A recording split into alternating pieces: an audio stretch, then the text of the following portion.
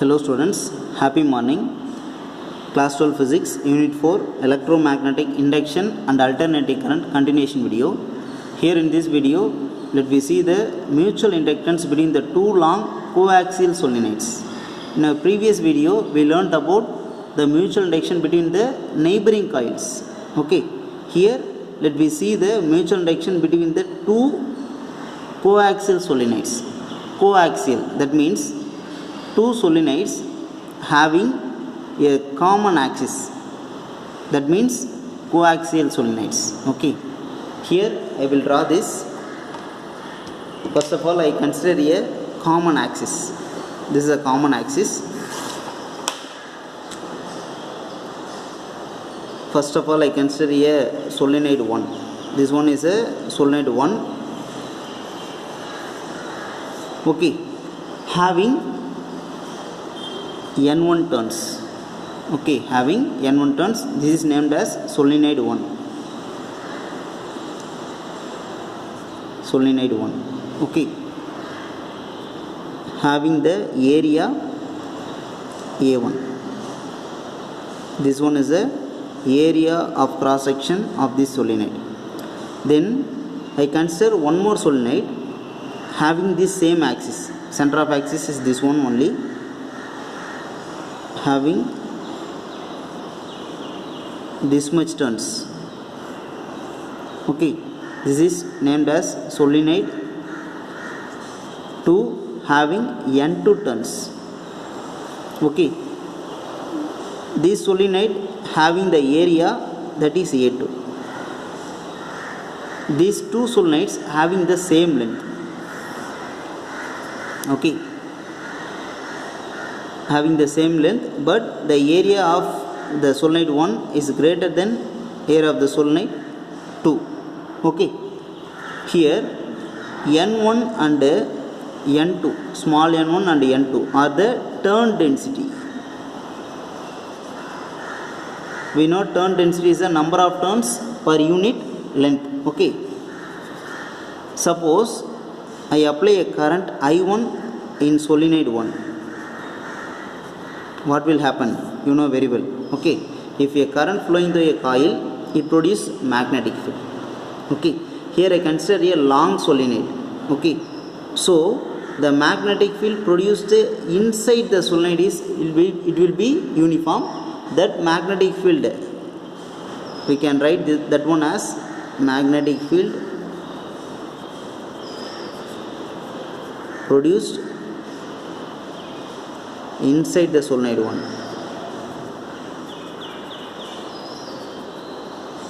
Solenoid 1, that is B1, that is equal to, you already studied in your third lesson. Okay, magnetic field produced inside the solenoid due to a infinite long solenoid. Okay, that is B1 is equal to mu naught N1 I1.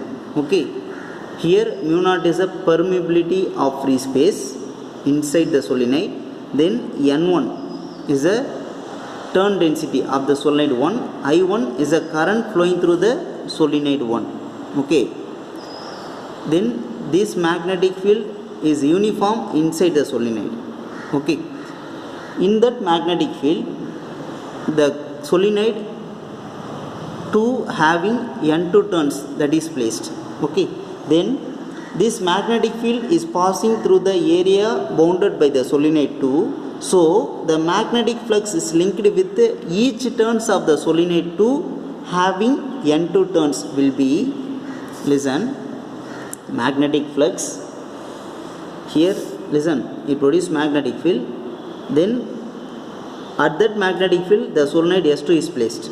Okay, so the magnetic flux linked with each turn. Magnetic flux linked with each turn of solenoid 2 having N2 turns, that is phi 2 1 is equal to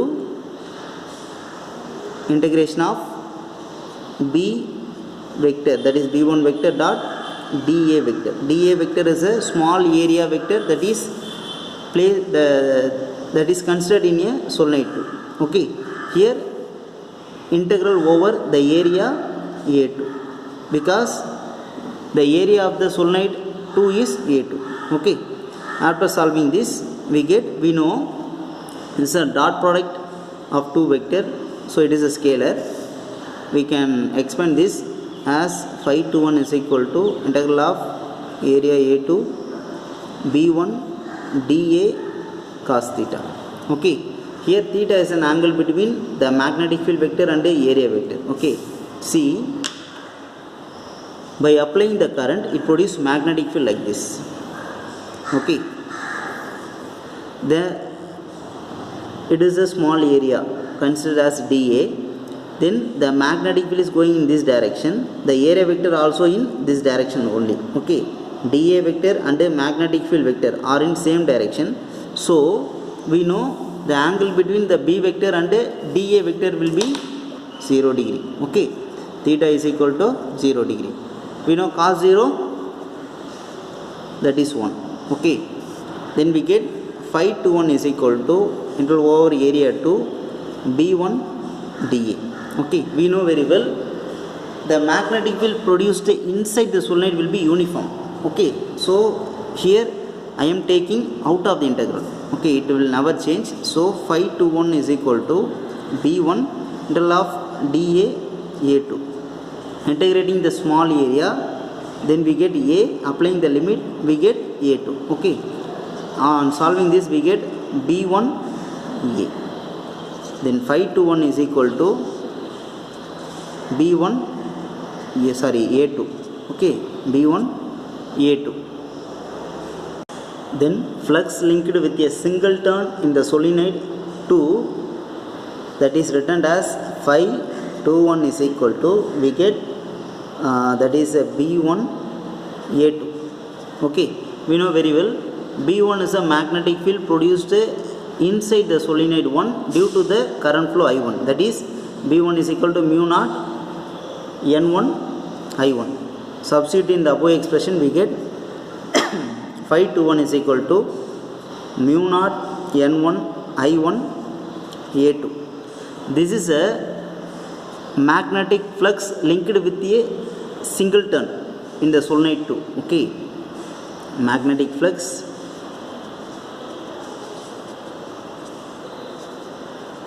linked with each turn in solenoid 2. Okay, so the total flux or flux linkage, okay, that means total flux linked with the solenoid 2 having n2 turns, that is total flux or flux linkage with the solenoid 2 with n2 turns, that can be written as n2 phi 21, that is equal to n2 phi 21 is mu naught n1 I1 A2. Okay, we know n1, small n1 and n2 are the turn density, then we can write n2 as number of turns per unit length in the solenoid 2. Okay, then we can write this one as n2 is equal to n2L. Okay, substitute this one in this expression, then we get n2 phi 21 is equal to n2L, then mu naught n1 I1 A2. Okay, rearranging this we get n2 phi 21 is equal to mu naught n1 n2 I1 A2 L. We know that the net flux linkage n2 phi 21, that is equal to m21 I1. Okay, then equating these two expressions. Okay, then we get M21 I1 is equal to mu naught N1 N2 I1 A2 L. So I1 going to cancel. We get M21 is equal to mu naught N1 N2 A2 L. Okay, this is the mutual inductance of the coil 2 with respect to coil 1 when the coils are at a common axis. Okay, the two coils are at a common axis. Here in this case we found the mutual inductance of the coil 2 with respect to coil 1. Okay, in order to find the mutual inductance of the coil 1 with respect to coil 2, we need to apply the current in the solenoid 2. Okay, so I apply a current I2 in the solenoid 2 having N2 turns. Okay, this small one is a solenoid 2, this larger one is a solenoid 1. Here I am applying I2 in the solenoid 2 in order to find the mutual inductance of the coil 1 with respect to coil 2. Okay, after applying this current, it produces magnetic field inside this solenoid. Okay, 2, that is B2 is equal to mu naught N2 I2. This is a magnetic field produced inside the solenoid carrying current. Okay, we know the magnetic field produced outside the solenoid will be 0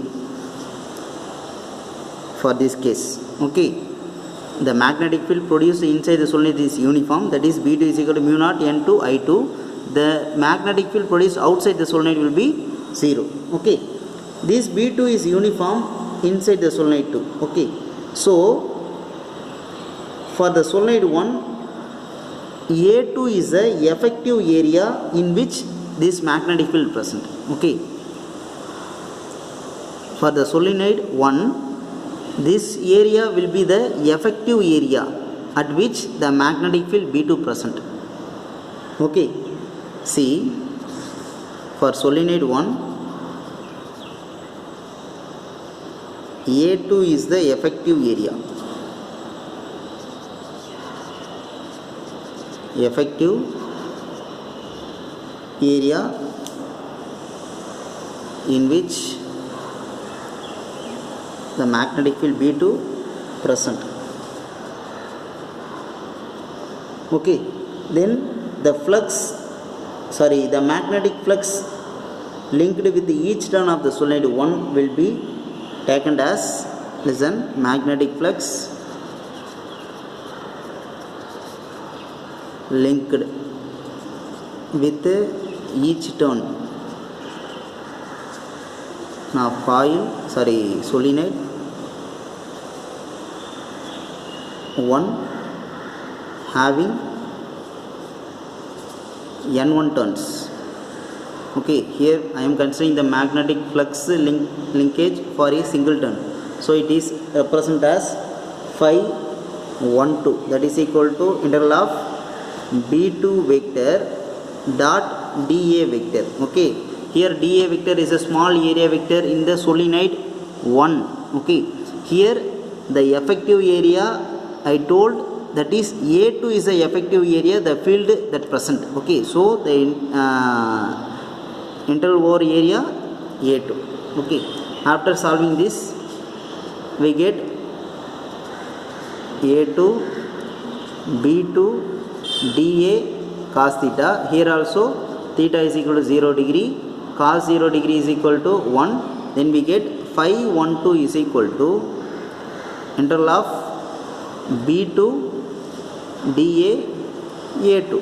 Okay, then we know the magnetic field present inside the solenoid will be uniform. So taking out of the integral we get phi 1 2 is equal to B2 integral of dA over the area A2. Okay, then phi 1 2 is equal to B2 A2. We know B2 is equal to mu naught N2 I2. Okay, Substituting this, we get phi 12 is equal to mu naught N2 I2 A2. This is the magnetic flux linked with each turn in the solenoid 1. Okay. Then the total flux linkage, total flux or flux linkage of solenoid 1 with respect to 2. Okay, we can consider this one as N1 phi 12, that is equal to N1 phi 12 became mu naught N2 I2 A2. Flux linkage of solenoid 1, that is N1 phi 12 is equal to N1, that is mu naught N1 N2 I2 A2. Okay, we know N1 is a turn density of the coil 1, that is N1 is equal to N1 by L. Okay, so we can write N1 is equal to N1 into L. Substitute in this expression, we get N1 phi 12 is equal to N1 L mu naught N2 I2 A2. After rearranging this, we get N1 phi 12 is equal to mu naught N1 N2 I2 A2 L. Okay, we know N1 phi 12 is equal to M12 I1 I2. Okay, then equating these two expressions, we get M12 I2 is equal to mu naught N1 N2 I2 A2 L. After solving this, we get M12 is equal to mu naught N1 N2 A2 L. Okay, here it is a mutual inductance of the solenoid 1 with respect to solenoid 2. Okay, we know the mutual inductance M12 is equal to M21 is equal to M. So we can write in general this one as M is equal to mu naught N1 N2 A2 L. This is the mutual inductance of the two long coaxial solenoid. Okay, if I place a dielectric medium inside the solenoids, okay, having the relative permeability mu r, so the mutual inductance became, listen, if a dielectric medium is placed, dielectric means insulating material. Okay, dielectric medium is placed,